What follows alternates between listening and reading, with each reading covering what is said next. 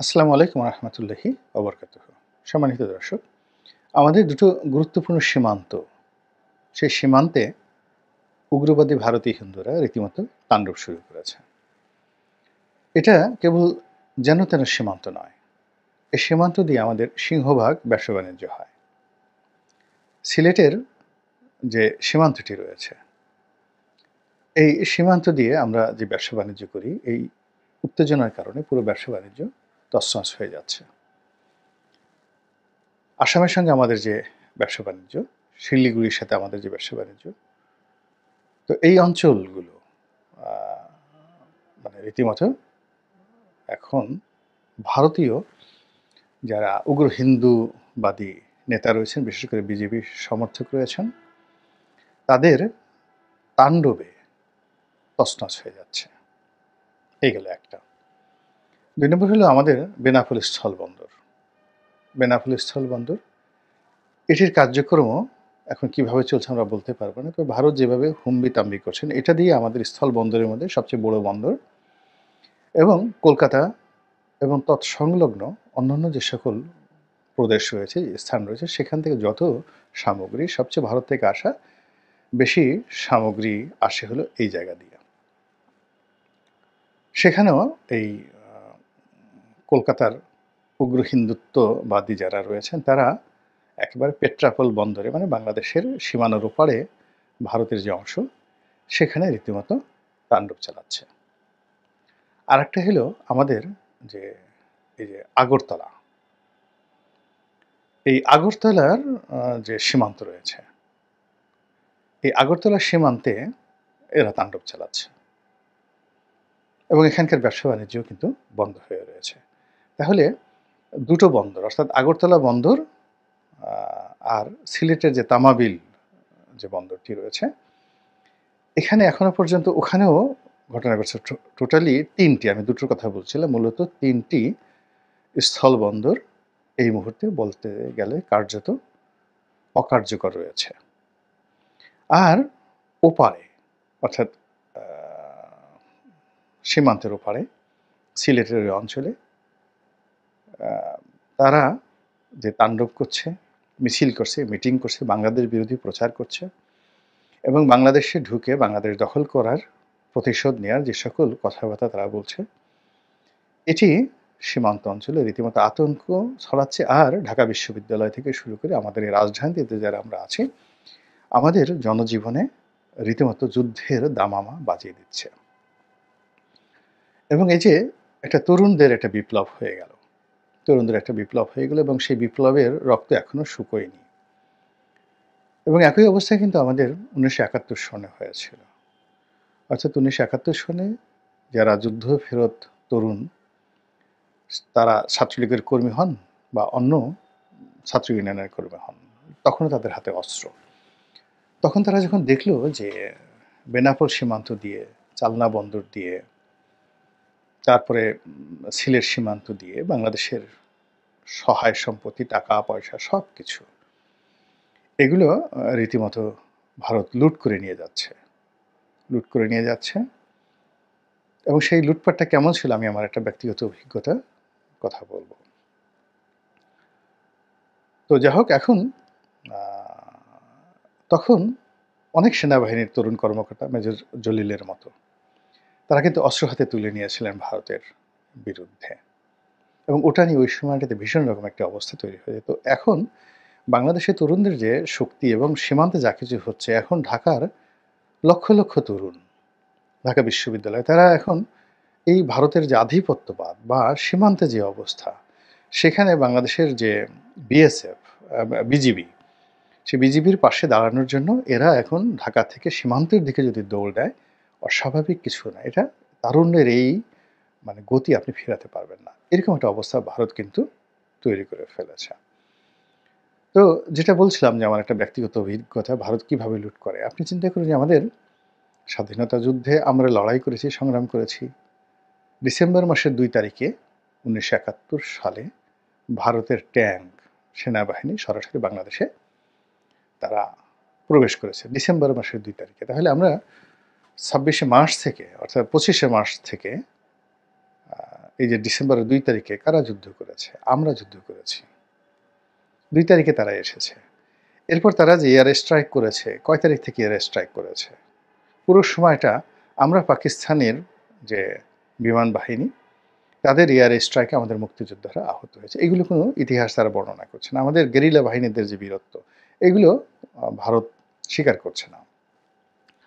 তারা বলতে গেলে পাকিস্তান সরকারের সঙ্গে একটা নেগোসিয়েশন করে, মানে ভুট্টোর সঙ্গে একটা নেগোসিয়েশন করে, ইয়াহিয়া খানের সঙ্গে একটা নেগোসিয়েশন করে যে আত্মসমর্পণের নাটক তারা করলো, সেই আত্মসমর্পণের নাটকে বলতে গেলে জেনারেল উসমানীকে আসতেই দেওয়া হয় না। জেনারেল উসমানী একটা প্রাইভেট যাকে বলে প্লেনে করে আসছিলেন এবং তার সেই প্লেনে গুলি করা হয়েছিল। ভারতীয় আর্মি গুলি করেছিল এবং ১৬ ডিসেম্বর তারিখে তার সেই প্লেন ঢাকার পরিবর্তে গিয়ে তারা সিলেটে ল্যান্ড করতে বাধ্য হয়েছিল এবং সেখানে আরেকটু ভদ্রলোক মারা যেতেন, জেনারেল সর্বাধিনায়ক এম এজ উসমানী।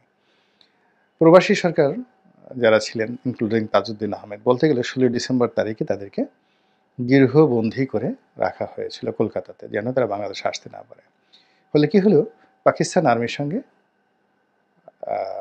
ভারতীয় আর্মির একটা চুক্তি হলো এবং সেটাই এখন সব জায়গাতে, যে পাকিস্তান বাহিনী আত্মসমর্পণ করেছে ভারতীয় বাহিনীর কাছে। ওখানে বাংলাদেশের একটা লোকও ছিল না।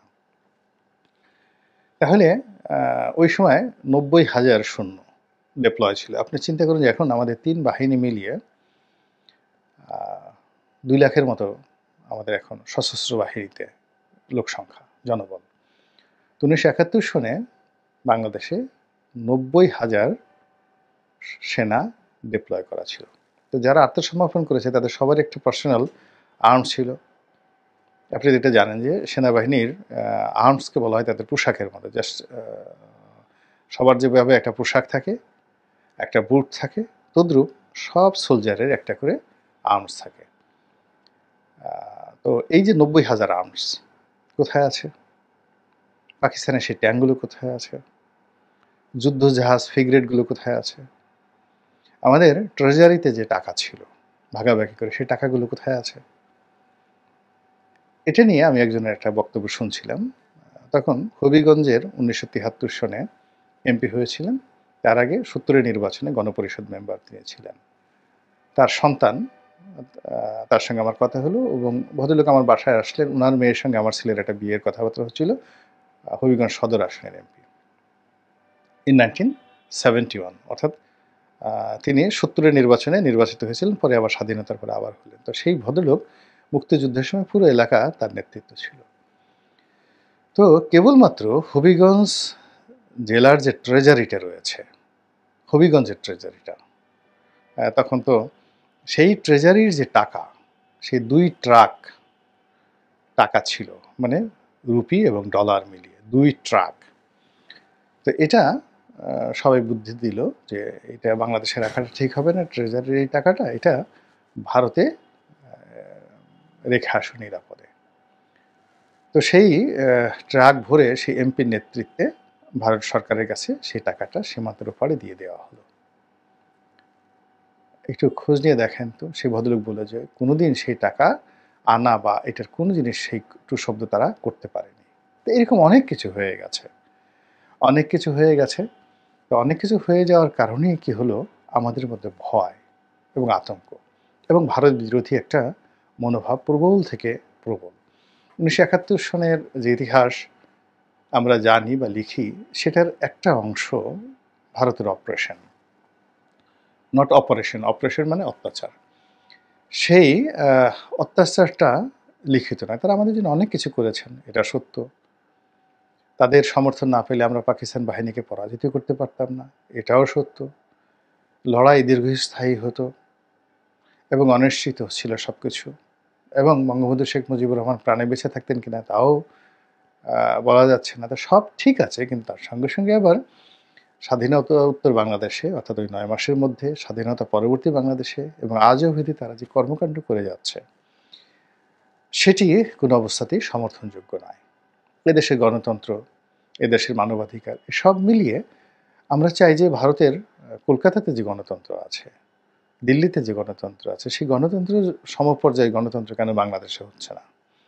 ওখানে ফ্রিডম অফ স্পিচ যেভাবে আছে, ফ্রিডম অফ প্রেস যেভাবে আছে, এটা কেন বাংলাদেশে হচ্ছে না? এখানে প্রথম আলো, ডেইলি স্টার তাদেরকে বলা হয় ভারতের দালাল, ভালো কথা। আবার আওয়ামী লীগকে বলা হয় ভারতের দালাল। তো এখন ভারতের দালাল, দালাল। আওয়ামী লীগও ভারতের দালাল, প্রথম আলো, ডেইলি স্টার ভারতের দালাল। এখন এই ২ দালালের মধ্যে কন্ট্রাডিকশন হয়ে যাচ্ছে এবং সেই কন্ট্রাডিকশনে প্রথম আলো ফ্রিডম অফ স্পিচও পাচ্ছে না, ফ্রিডম অফ প্রেসও পাচ্ছে না। তো এর ফলে এই যে একটা দ্বিমুখী আচরণ, মানে তারা বিএনপিকেও মদদ দিচ্ছে, জামাতকেও মদদ দিচ্ছে, আওয়ামী লীগকেও মদদ দিচ্ছে, আবার এদের বিরুদ্ধে যখন যেভাবে তারেক রহমানের বিরুদ্ধে কাজ করছে, বঙ্গবন্ধুর বিরুদ্ধে কাজ করেছে, এমনকি শেখ হাসিনাকে ক্ষমতাচ্যুত এইবার যে করা হয়েছে, তাকে দিল্লিতে উঠে নিয়ে যাওয়া হয়েছে, এগুলোর মধ্যে যে ভারতের হাত নেই তা কিন্তু বলা যাচ্ছে না। এর কারণ হলো বঙ্গবন্ধু স্বাধীনভাবে বাঁচতে চেয়েছিলেন এবং তার এই অবাধ্যতাকে বেয়াদবি হিসেবে নিয়েছিল ভারত। আবার শেখ হাসিনাও বারবার চেষ্টা করেছে, কিন্তু ভারতের যে মায়াজাল, সেই মায়াজাল থেকে সে বেরোতে পারেনি। এবং এখন দেখুন ইউনূস সরকারকে এতটা যাকে বলা হয় চক্রান্তের জালে, বিভিন্ন রকম প্রভাবে, সন্ত্রাসে, ভয়ে, আতঙ্কে এমন একটা অবস্থা করে ফেলেছে যে এই অন্তর্বর্তীকালীন সরকার ইচ্ছা করে ভারতের এই চক্রান্তকে তারা ছেদ করতে পারছে না। এবং আমরা ইচ্ছা করলে অনেক কিছু করতে পারছি না। এখন এই যে ভারত তার যে উগ্র হিন্দুত্ববাদী মতবাদ, এই মতবাদ কেবলমাত্র এখন ৩টি সীমান্তে দৃশ্যমান করেছে। এখন এরকম যদি আরও সব সীমান্তে, বিশেষ করে যে সকল সীমান্তে কাটা তারের বেড়া নাই, যেখানে ইজিলি যাতায়াত করতে পারে, এখান থেকে যদি তারা আগ্রাসন শুরু করে, আমাদের কি কোনো প্রস্তুতি আছে? কোনো প্রস্তুতি নাই। এরপরে যেটা হলো যে ভারত বাংলাদেশের দিকে তাদের যে মাঝারি পাল্লার যে কামানগুলো, সেই কামানগুলো তারা মোতায়েন করে রেখেছে। এবং ভারতীয় মিডিয়া থেকে শুরু করে বাংলাদেশের মিডিয়াতে অহরহ বলা হচ্ছে যে সীমান্তে, আমাদের যে সীমান্তগুলোতে তারা ৩৫,০০০ সৈন্য যুদ্ধাবস্থায় যেভাবে প্রস্তুতি থাকে, যুদ্ধ করার জন্য যে প্রস্তুতি থাকে, এরকম প্রস্তুতি নিয়ে ৩৫,০০০ সৈন্য তারা বাংলাদেশের বিভিন্ন সীমান্তে ডিপ্লয় করেছে। এখন এই সকল সীমান্তে এই ৩৫,০০০ সৈন্যর সঙ্গে সঙ্গে বিজিবি আছে, মানে বিএসএফ আছে, তাদের সংখ্যা তো অনেক। এবং ওই কাছাকাছি থানা আছে, পুলিশ আছে, জনগণ আছে। তাহলে এই ৩৫,০০০ সৈন্যের সঙ্গে যদি আপনি আরও জনগণ সব মিলিয়ে সশস্ত্র বিভিন্ন যারা গোষ্ঠী আছে সব মিলে যদি ১ থেকে ১.৫ লাখ লোক এই সীমান্ত অঞ্চলে তাণ্ডব চালায়, আমরা কি করতে পারবো বা কতটুকু কি করতে পারবো? আমাদের প্রস্তুতি কি? আমরা শুধু ঢাকাতে ভারতের পতাকা মাড়ালাম, কিংবা বারিধারাতে তাদের যে দূতাবাস রয়েছে, বা চট্টগ্রামে তাদের যে হাইকমিশন অফিস রয়েছে, এখানে আমরা বিদ্রোহ করার চেষ্টা করলাম, বিপ্লব করার চেষ্টা করলাম, নরেন্দ্র মোদীর কুশপুত্তলিকে দাহ করলাম, এতে কি সমস্যার সমাধান হবে? আমার কাছে মনে হচ্ছে না। এখানে মূল ব্যাপারটা হলো যে ভারতীয় পত্রপত্রিকা এবং সোশ্যাল মিডিয়াতে যে সমস্ত লোক আসছে এবং তারা যে বিষোদ্গার করছেন এবং যে ভাষায় কথা বলছেন, এগুলো আমি মনে করি বাংলাদেশের জন্য অশনির সংকেত। আমি সেই ৮৬ সন থেকে 1986 থেকে একজন সাংবাদিক হিসেবে যেভাবে দেখে আসছি বাংলাদেশ ভারত সম্পর্ক, এই সময়ের মধ্যে ভারত অনেকগুলো ক্রাইসিসে পড়েছে ৮৬ থেকে এ পর্যন্ত। ইন্দিরা গান্ধীর হত্যাকাণ্ড, নেপালের সঙ্গে সম্পর্ক, সেখানে যুদ্ধাবস্থা, শ্রীলঙ্কাতে গৃহযুদ্ধ, সেখানে সৈন্য প্রেরণ, শ্রীলঙ্কার প্রেসিডেন্টের মৃত্যু, রাজীব গান্ধীর মৃত্যু, এরপরে চীনের সঙ্গে অন্ততপক্ষে ১০ থেকে ১৫টি সার্জিক্যাল স্ট্রাইক হয়েছে চীনের সঙ্গে বিভিন্ন সীমান্তে। পাকিস্তানের সঙ্গে একাধিকবার, অন্ততকে একেবারে সরাসরি গ্লোবাল নিউজে আসছে, এরকম অন্তত ৫০টি ঘটনা ৮৬ থেকে এই পর্যন্ত টু দি পয়েন্ট আমি বলতে পারবো যে পাকিস্তানের সঙ্গে তাদের এরকম সার্জিক্যাল স্ট্রাইক হয়েছে, মারামারি হয়েছে, যুদ্ধ হয়েছে, গোলাগুলি হয়েছে এবং সীমান্ত ক্রস করেছে। পাকিস্তানি আর্মিও করেছে, ভারতীয় আর্মি করেছে, আবার তারা সেটেলড হয়েছে।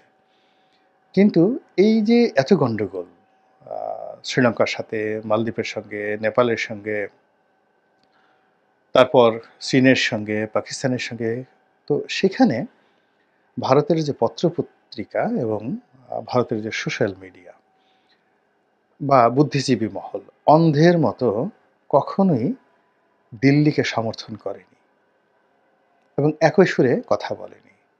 কিন্তু this is the first time, এই প্রথম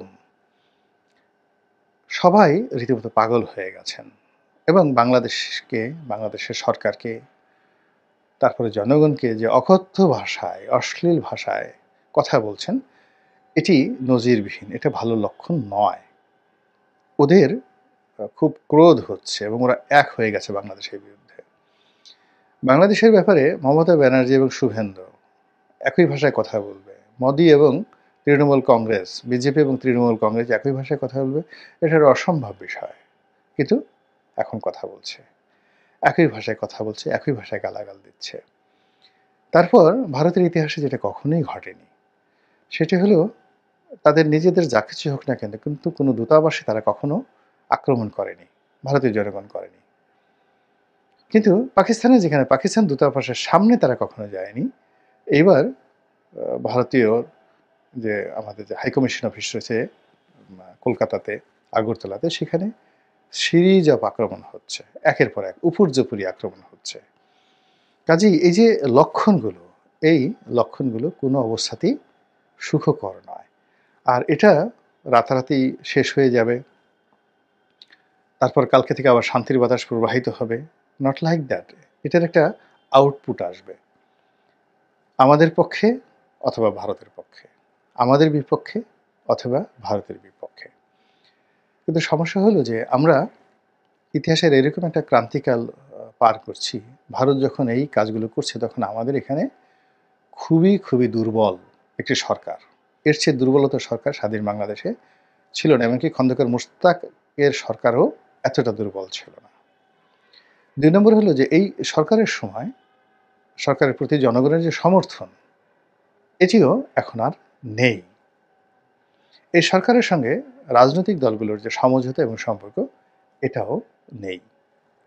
ফলে একটা স্পর্শকাতর অবস্থা দেশের ভিতরে যখন আমরা পার করছি এবং রাজনৈতিক দলগুলো যেখানে পরস্পর হানাহানি, মারামারি, কাটাকাটি, অবিশ্বাস যখন একেবারে তুঙ্গে, তখন ভারতের মতো একটা বৃহৎ প্রতিবেশী যখন সার্জিক্যাল স্ট্রাইকের হুমকি দেয়, যুদ্ধের দামামা বাজায়, সৈন্য সমাবেশের কথা প্রচার করে, তারপর তাদের উগ্র যে জনগণ তাদেরকে লেলিয়ে দেয়, তখন আমরা যদি বসে থাকি, মুখে আঙুল দিয়ে আঙুল চুষতে থাকি, কিংবা সংবাদ সম্মেলন করে ২-৪টি হুমকি ধামকি দেই, কিংবা পররাষ্ট্র মন্ত্রণালয়ে ভারতীয় রাষ্ট্রদূতকে ডেকে এনে আমাদের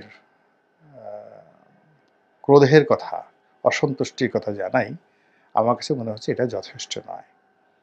এখানে আরও ম্যাটিকুলাস পরিকল্পনা দরকার, আন্তর্জাতিক শক্তিশালী বন্ধুত্ব দরকার, সেটি চীনের সাথে হোক, পাকিস্তানের সাথে হোক, সৌদি আরবের সঙ্গে হোক। একদম কৌশলগত সম্পর্ক দরকার। এখানে দেয়ার ইজ নো ওয়ে, এখানে কোনো রকম সময় ক্ষেপণ করা যাবে না, দেরি করা যাবে না, মিনমিনে কোনো স্বভাব দেখানো যাবে না, এবং আগামীকাল কি হবে এই চিন্তা করা যাবে না। এই মুহূর্তে এখন যা কিছু ঘটেছে সেটার প্রেক্ষিতে সিদ্ধান্ত নিতে হবে। যারা রাষ্ট্র চালাচ্ছেন, আল্লাহ তাদেরকে সাহস দান করুন, শক্তি দান করুন, প্রজ্ঞা দান করুন, এবং আমাদের স্বাধীনতা এবং সার্বভৌমত্ব অক্ষুণ্ণ থাকুক। বিশ্বের মানচিত্রে আমাদের এই বাংলা যে মাতৃভূমি, এটির যে উজ্জ্বলতা বৃদ্ধি পাক, এই দোয়া করছি।